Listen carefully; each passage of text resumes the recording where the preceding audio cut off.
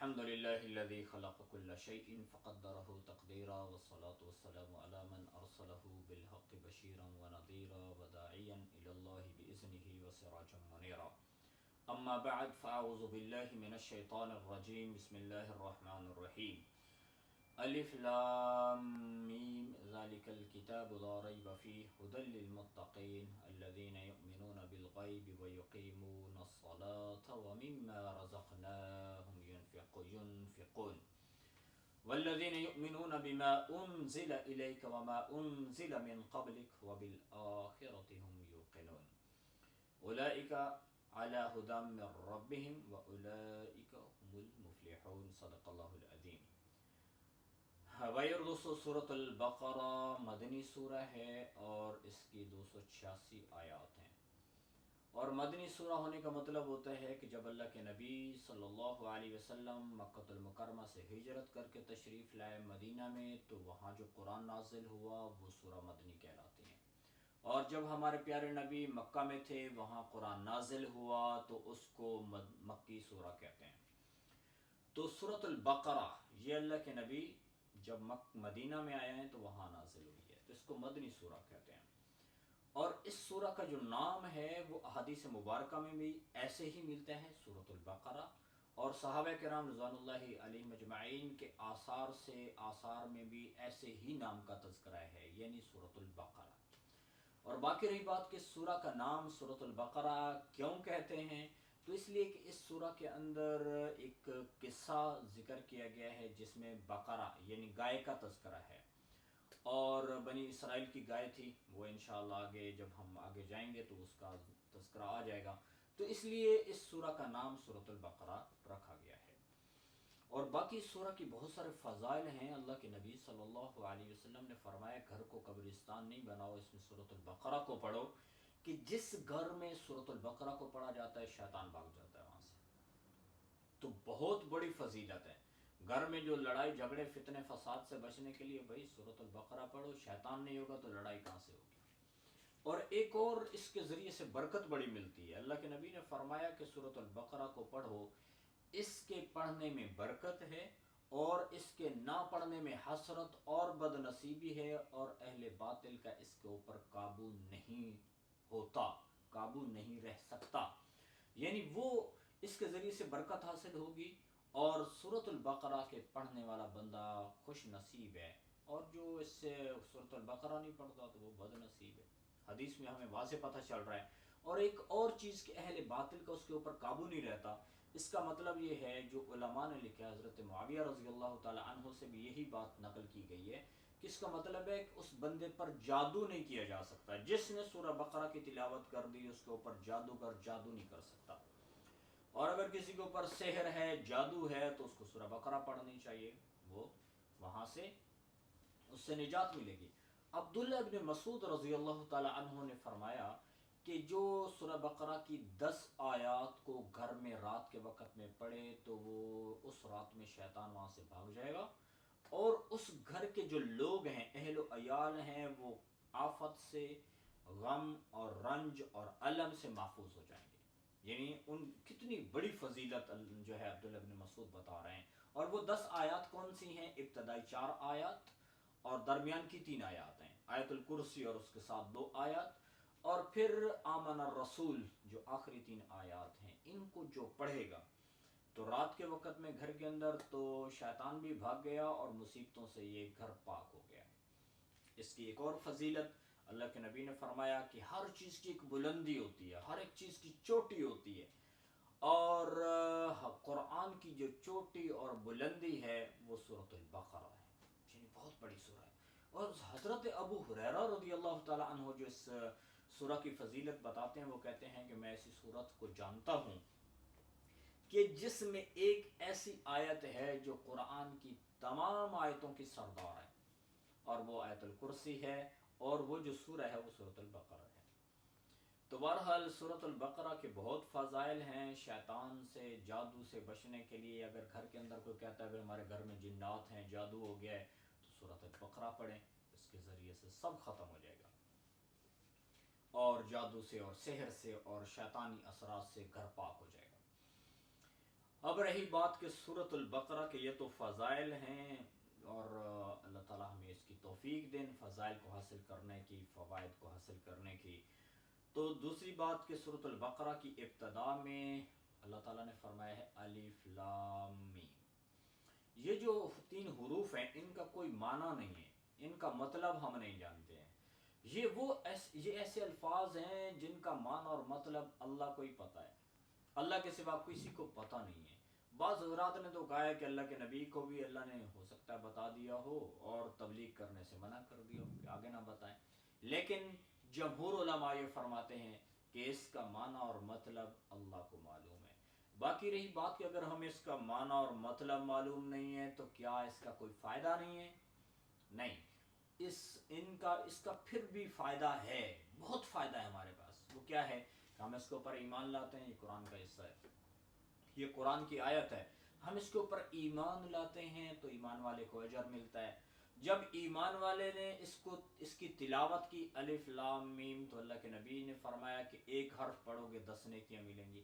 تو اس نے جب یہ 3 حروف پڑھ دیے تو 30 نیکیاں اس کے کھاتے میں لکھی جا چکی ہیں، نامہ اعمال میں درج ہو چکی ہیں۔ تو مطلب یہ ہے کہ یہ جو الفاظ ہیں اگرچہ ہمیں ان کا معنی معلوم نہیں ہے، لیکن فائدہ اس امت کو پہنچ رہا ہے، جو پڑھتا رہے گا اس کو فائدہ ہوتا رہے گا۔ اگلی بات یہ ہے کہ بعض حضرات نے یہ بھی فرمایا ہے کہ یہ شروع میں الف لام میم ہے یا حروف مقطعات جہاں کہیں سورہ کی ابتدا میں آتے ہیں تو یہ اس سورہ کا نام ہوتا ہے، لیکن جمہور نے وہی بات فرمائی ہے جو میں پہلے بتا چکا ہوں کہ اللہ کو ہی اس کا علم ہے۔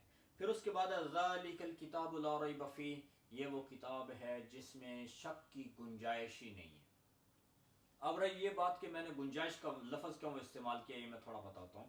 تو پہلے لفظ ہے ذالکہ، یہاں پر قرآن ہمارے سامنے موجود ہے تو اس کے لیے لفظ استعمال ہونا چاہیے ہاذا اور ذالکہ، یہ دونوں اس میں اشارہ ہیں۔ ذالکہ دور کے لیے استعمال کیا جاتا ہے، ہاذا قریب کے لیے استعمال کیا جاتا ہے۔ جو چیز آپ کے پاس موجود ہے ہم کہتے ہیں ہاذا یہ، اور ذالکہ وہ۔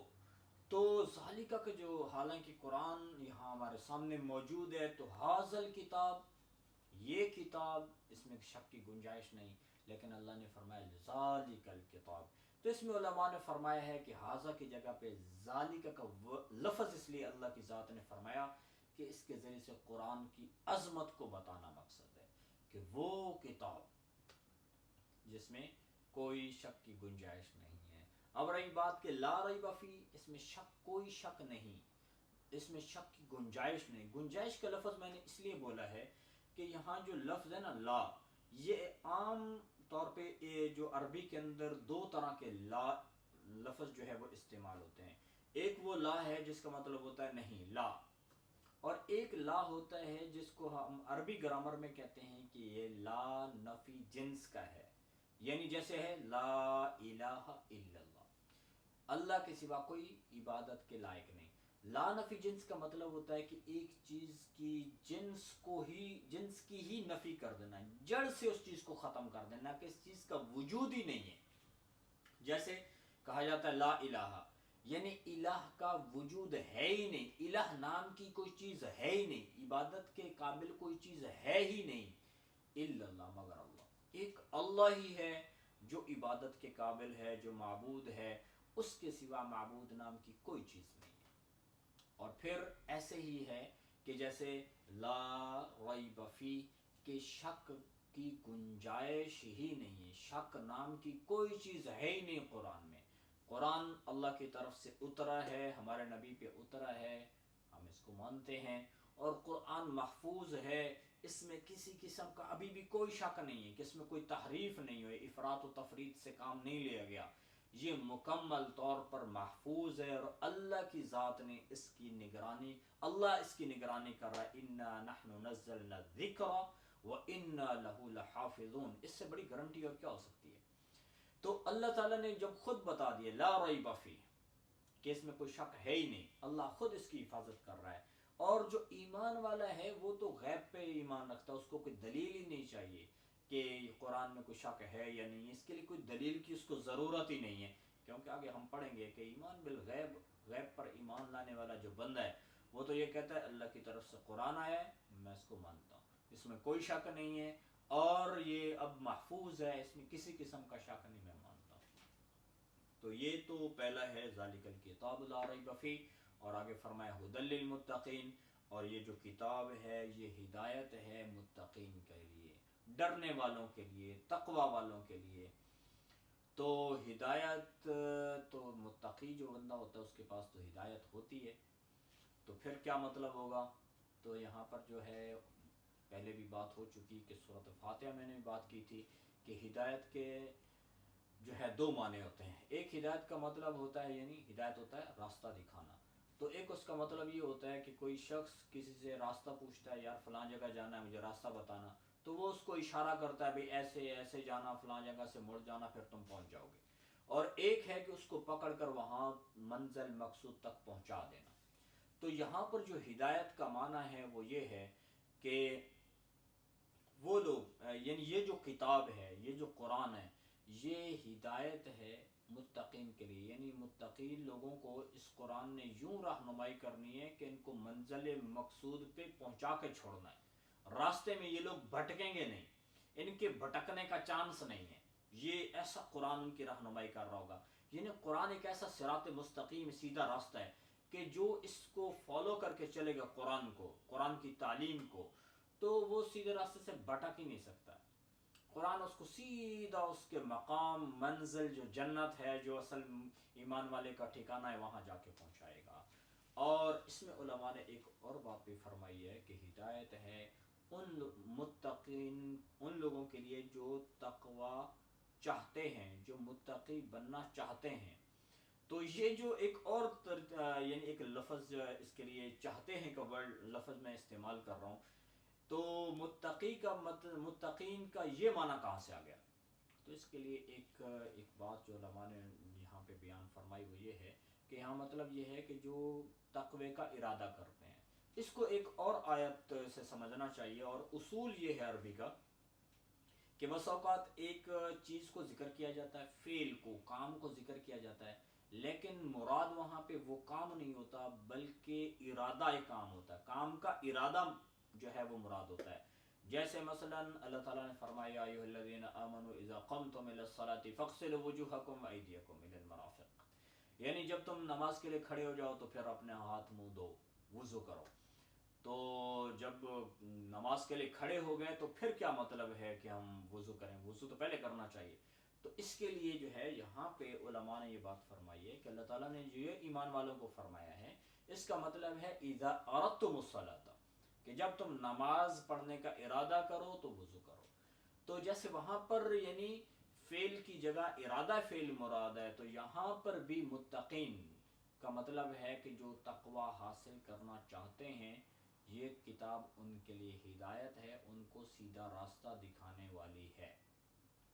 اور ہدایت بھی جو چاہے گا تو اس کو ملے گی نا، عام آدمی کو تو نہیں ملے گی۔ انلزمکموھا وانتم لھا کارہون، انسان جو ہے وہ اللہ کے سامنے ہاتھ ہی نہ پھیلائے اور ہدایت کا ارادہ ہی نہیں کرے تو مفت میں اس کو اتنی بڑی نعمت کہاں سے ملے گی؟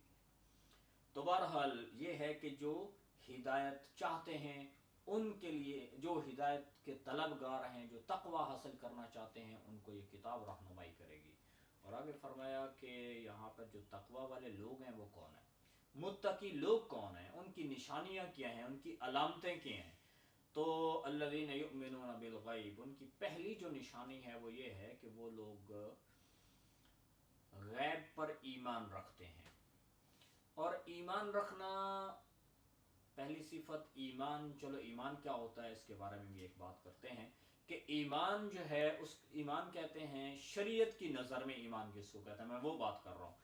شریعت کی نظر میں ایمان کہتے ہیں خبر رسول پر بغیر کسی مشاہدہ کے، اللہ کے نبی نے جو خبر دی ہے اس کے اوپر بغیر کسی مشاہدہ کے اس کے اوپر یقین کرنا، اور یقینی طور پر اس کی تصدیق کرنا کہ یہ جو اللہ کے نبی نے بات ہمیں بتائی ہے، ہم نے آنکھوں سے نہیں دیکھی لیکن میں اس کی تصدیق کرتا ہوں، میں یقین رکھتا ہوں اور اس کی تصدیق کرتا ہوں کہ یہ بات 100% سچی ہے، اس کو کہتے ہیں ایمان۔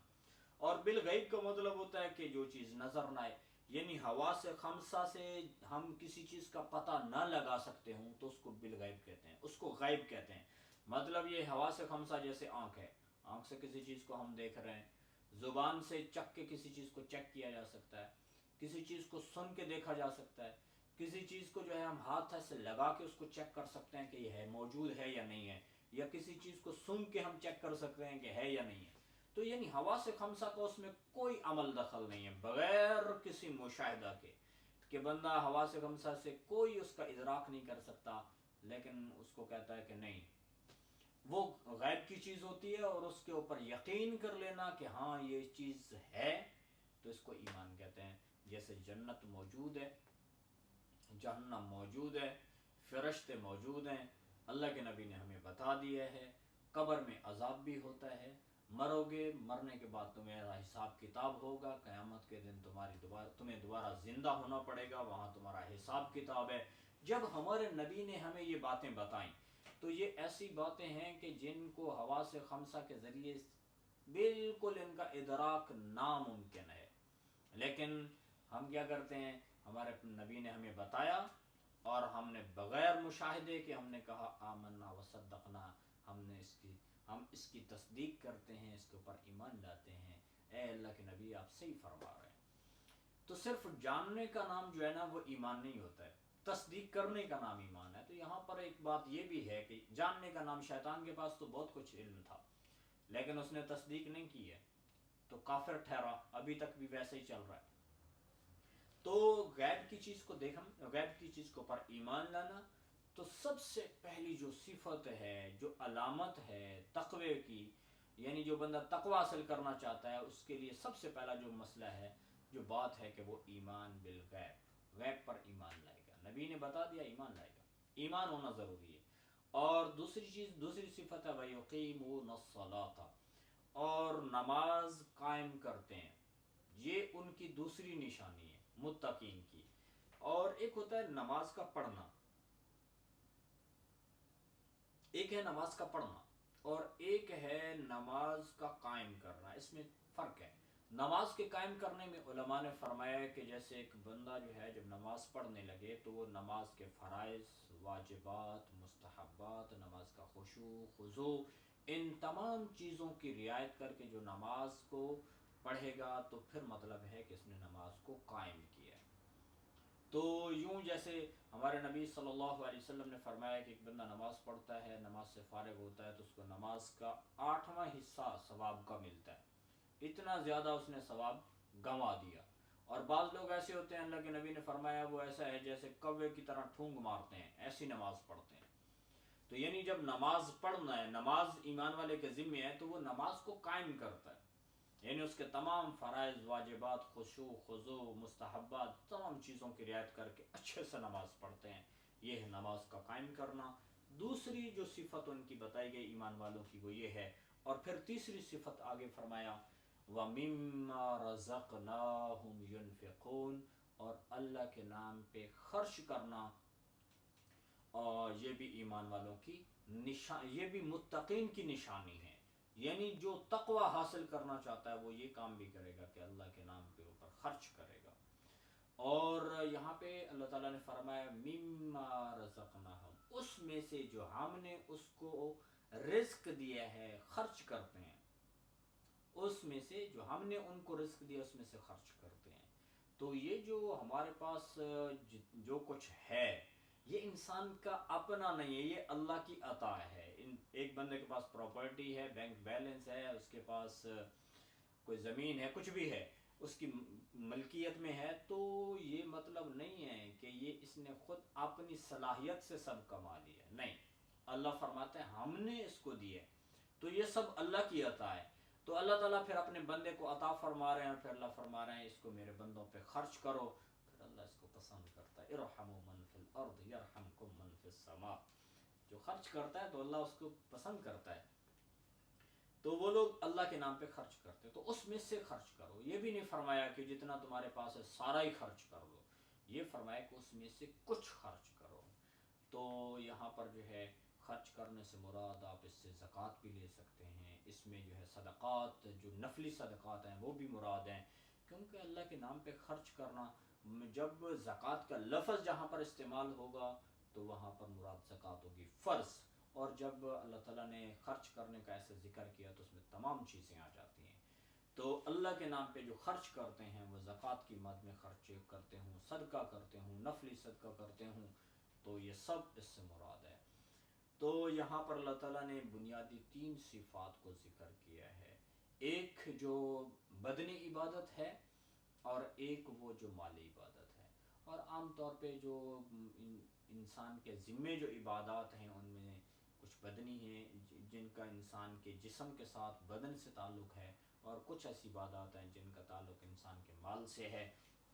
اور جیسے نماز پڑھتے ہیں، روزہ رکھتے ہیں، ذکر کرتے ہیں، تلاوت کرتے ہیں، یہ سب چیزیں عبادات اس طرح کی ہیں کہ جو انسان اپنے جسم کے ایکشن فیل سے کرتا ہے. تو ان میں جو سب سے اوپر درجے کی، جو سب سے ٹاپ کے درجے پہ جو یعنی عبادت ہے وہ نماز ہے. تو وہ اس کا ذکر اللہ تعالیٰ نے یہاں پر فرما دیا. جیسے اللہ کے نبی نے فرمایا کہ نماز کا درجہ دین اسلام میں ایسے ہے جیسے کہ انسان کے جسم کے اندر سر کا درجہ ہے. تو بہرحال ایک اس کا ذکر کیا، پھر اللہ کے نام پہ خرچ کرنے کا. جو بدنی عبادات، جو مالی عبادات ہیں ان میں سب سے اوپر، چونکہ خرچ کرنے کا بہت زیادہ اللہ کی ذات نے ذکر فرمایا ہے، تو 2 چیزوں کو ذکر کر دیا. اور پھر اس کے بعد جو فرمایا ہے کہ اس کے اوپر ایمان لانے کے بعد والذین یؤمنون بما انزل الیک، اور اس پر، اور وہ لوگ اس پر ایمان رکھتے ہیں جو آپ پر نازل کیا گیا، جو آپ پر اتارا گیا. یعنی قرآن آپ کے اوپر اتارا گیا ہے تو اس کے اوپر بھی یقین رکھتے ہیں، ایمان رکھتے ہیں. اور وما انزل من قبلک، اور جو آپ سے پہلے اتارا گیا، یعنی تورات ہے، انجیل ہے، زبور ہے اور صحائف ہیں جو اللہ تعالیٰ نے اپنے نبیوں کے اوپر اتارے، جو ان کے اوپر اتارے گئے ان کے اوپر بھی وہ لوگ ایمان رکھتے ہیں. اور ساتھ فرمایا کہ یہ وہ لوگ ہیں اولئک علی ھدی من ربہم، یہی وہ لوگ ہیں کہ جو اپنے رب کی طرف سے ہدایت پر ہیں، یہ سیدھے راستے پر جا رہے ہیں. وَأُولَئِكَ هُمُ الْمُفْلِحُونَ، اور جب یہ سیدھے راستے پر جا رہے ہیں تو یہ کامیاب ہو گئے. تو یہ کامیاب لوگ ہیں، یعنی کامیاب ہونے کا مطلب ہے کہ یہ جنت میں چلے گئے. تو سورۃ البقرہ کی یہ ابتدائی آیات میں اللہ تعالیٰ نے متقین کا ذکر کیا.